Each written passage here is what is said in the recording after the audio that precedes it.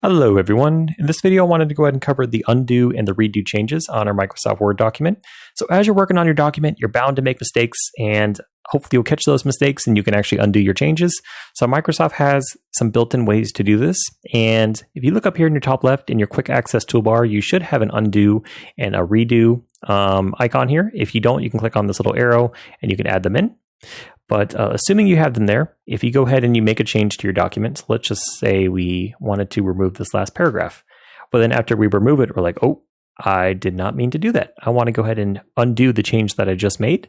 If you come back up here, you can go ahead and click on this, or you could do Ctrl+Z on your keyboard. So you can see as you highlight some of these different actions on your ribbon, you should see the keyboard equivalent of doing it, so you're not having to click on it.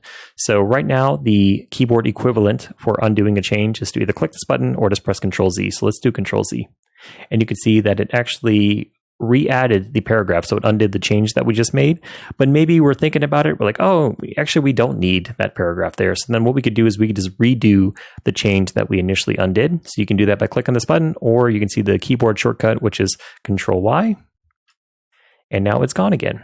So that is how you actually use the undo and the redo change option on Microsoft Word.